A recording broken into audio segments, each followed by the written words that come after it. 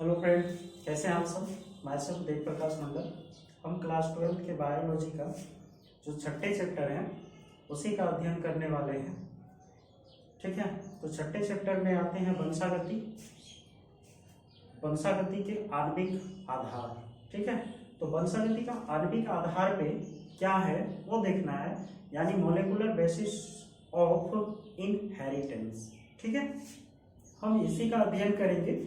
तो इस पे हमने पहले ग्रिफिथ के प्रयोग के बारे में हमने बता दिया था कि वो बैक्टीरिया पे किया था जो निमोनिया के बैक्टीरिया थे।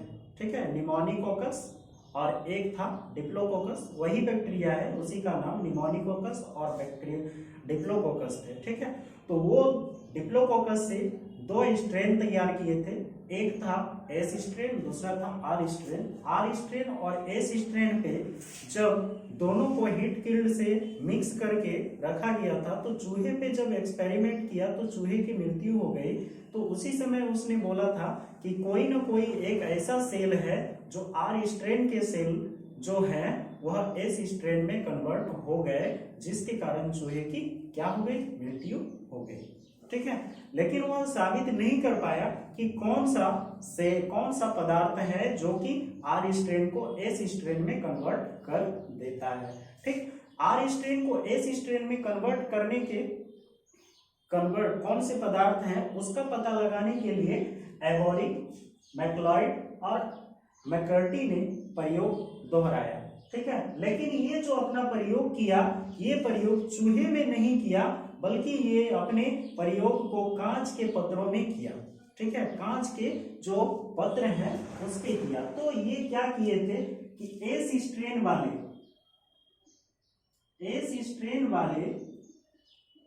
बैक्टीरिया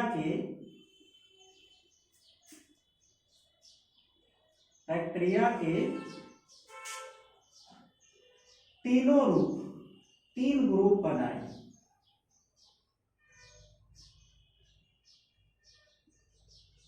जैसे प्रोटीन हो गए, कार्बोहाइड्रेट,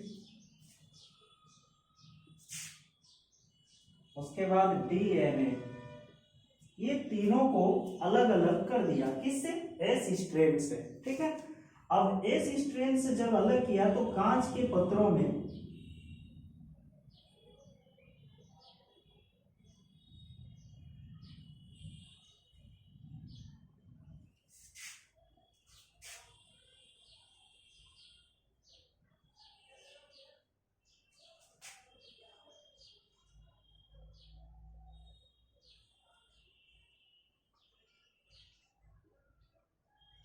सब में क्या है, आर स्ट्रेन जीवित है। सब में आप आर स्ट्रेन रख दिया, इसमें भी आर स्ट्रेन रख दिए। जब यहां से प्रोटीन, एस स्ट्रेन के प्रोटीन को इसमें प्रवेश करवाया गया तो यहां पे जो है कोई भी सेल आर स्ट्रेन का सेल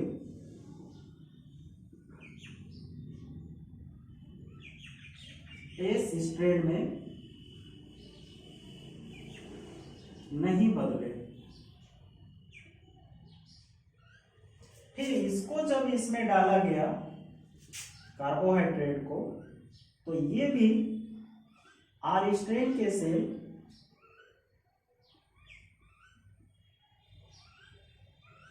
एस स्ट्रेन में नहीं बदले।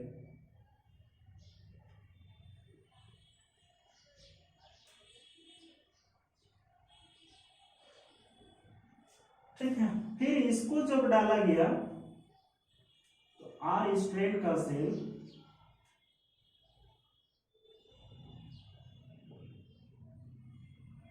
एस स्ट्रेन में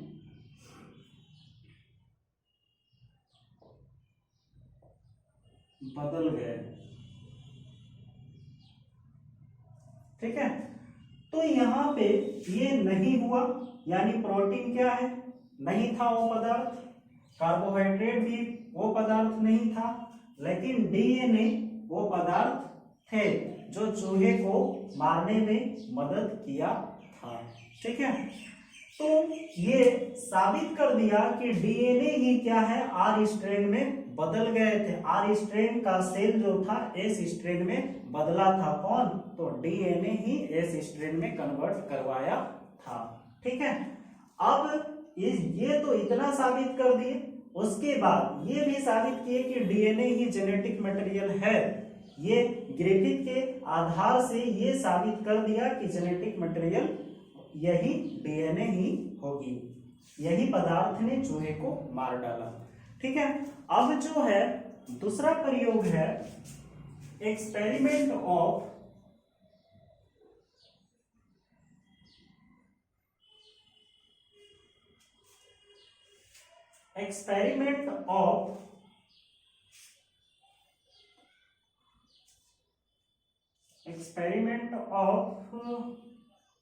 Alfred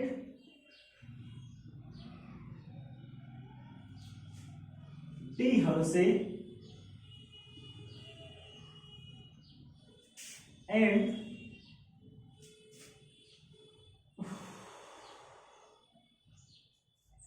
Martha chase.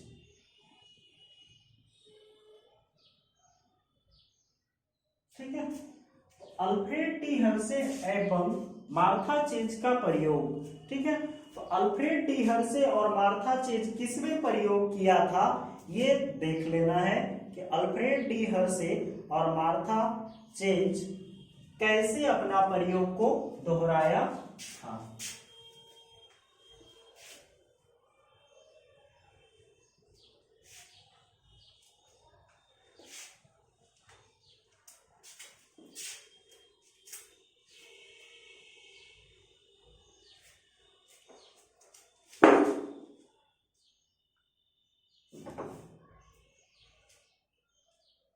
Alfred D Hershey और मार्था चेज, इसका जो है ना हर्शे और चेज का प्रयोग भी बोला जाता है शॉर्ट फॉर्म में।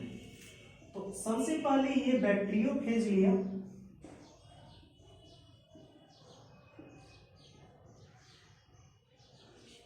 बैक्टीरियोफेज क्या है?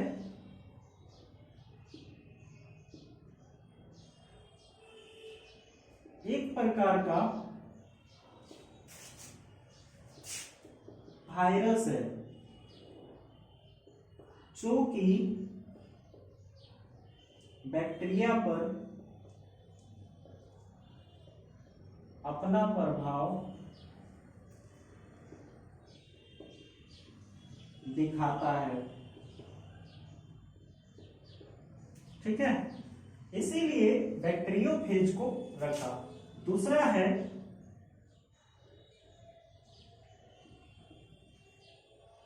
एस्चेरेचिया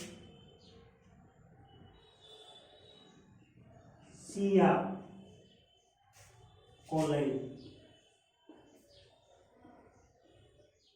इसका शॉर्ट फॉर्म है ई कोलाई। ठीक है, एस्चेरेचिया कोलाई। एस्चेरेचिया कोलाई को उठाया। ठीक है, तो एस्चेरेचिया कोलाई को लिया।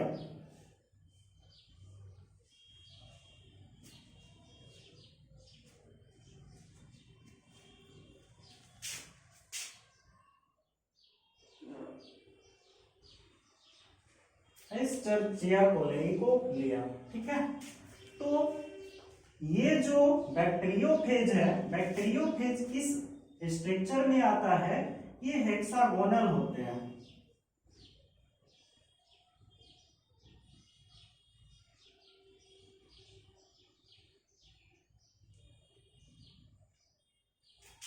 और एस्चेरेचिया कोलाई जो होती है इस टाइप के होते हैं।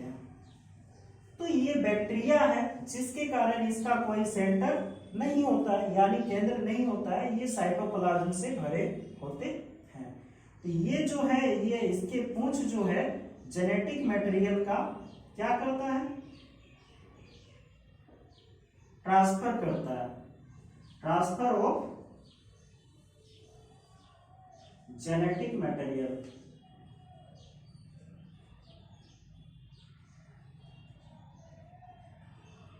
कौन करता है जेनेटिक मटेरियल का ट्रांसफर?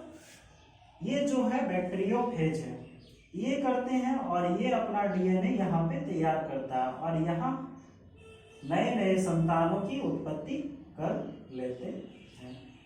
ठीक है, यही है बैक्टीरियोफेज। ठीक है, और इसी का इंफॉर्मेशन, इसके डीएनए का इंफॉर्मेशन से एरिस्टेरेचिया कोलाई जो है अपना कार्य करने लग जाता है। ठीक है, तो अल्फ्रेड डी हर्शे और मार्था चेज को ये पता था कि जो डीएनए है, डीएनए में कौन से पदार्थ पाए जाते हैं और प्रोटीन में कौन से पदार्थ पाए जाते हैं। तो डीएनए में जो है फास्फोरस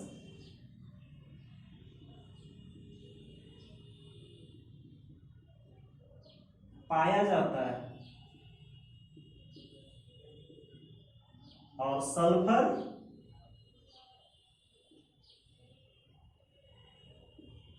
नहीं पाए जाते हैं।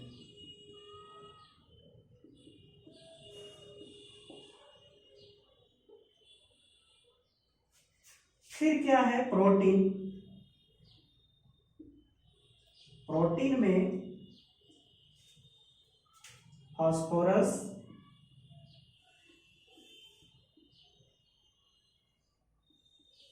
नहीं पाए जाते हैं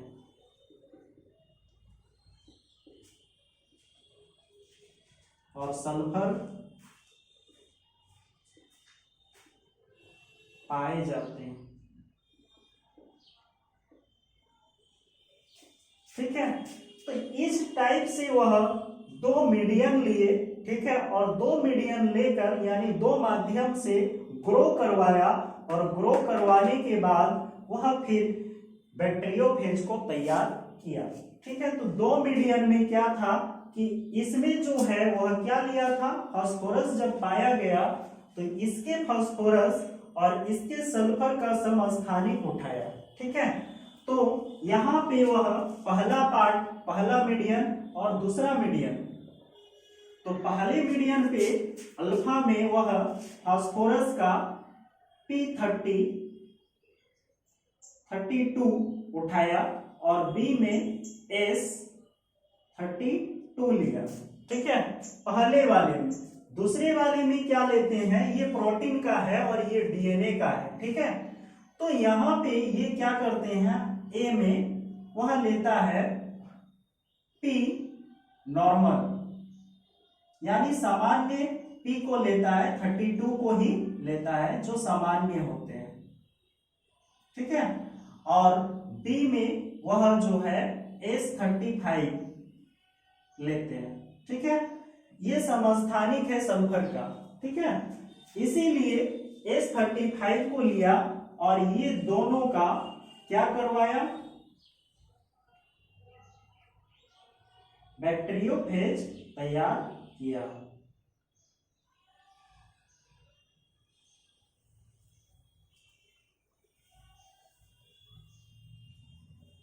एरिस्टेरेचिया कोलाई पे बैक्टीरियोफेज तैयार किया, यहां से इसका जेनेटिक मटेरियल इस पे प्रवेश किया। ठीक है, तो जेनेटिक मटेरियल जब इस पे प्रवेश कर दिया तो ये क्या करते हैं, इसी के इंफॉर्मेशन से वह कार्य करने लगता है और यहाँ पे जो संतान बनती है वह बैक्टीरियोफेज का संतान तैयार हो जाता है।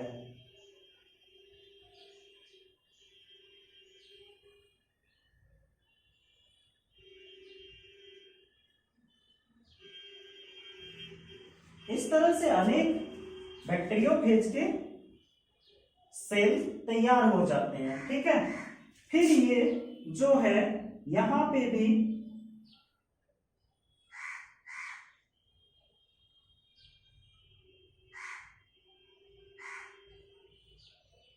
ये भी एरिस्टेरेचिया कोलाई पे अपना जेनेटिक मटेरियल प्रवेश करवाता है और अपना डीएनए यहाँ पहुंचाने के बाद, ये यानी इंफॉर्मेशन उसको मिलने के बाद ये जो संतान उत्पन्न करते हैं, तो ये संतान भी यहाँ तैयार हो जाते हैं। ये जब संतान उत्पन्न होते हैं तो बहुत सारे संतान की उत्पत्ति हो जाती है। तो ये समझा कि मार्था चेज और डी हर्शे ने ये समझा कि जब इसका इंफॉर्मेशन इस पे आ गया यानी कि इसका रिसर्च करना चाहिए। तो रिसर्च किया तो यहाँ पे जब इसका रिसर्च किया तो इस पे फास्फोरस 32 पाया गया और सल्फर नहीं पाए गए। ठीक है, तो यहाँ पे क्या है कि फिर इसका भी रिसर्च, इसके सेलों का रिसर्च किया, इसके संतानों का, तो इस पे फास्फोरस पाया गया यानी फास्फोरस जो नॉर्मल है वो नॉर्मल यानी नॉर्मल फास्फोरस पाया गया, लेकिन सल्फर नहीं पाए गए।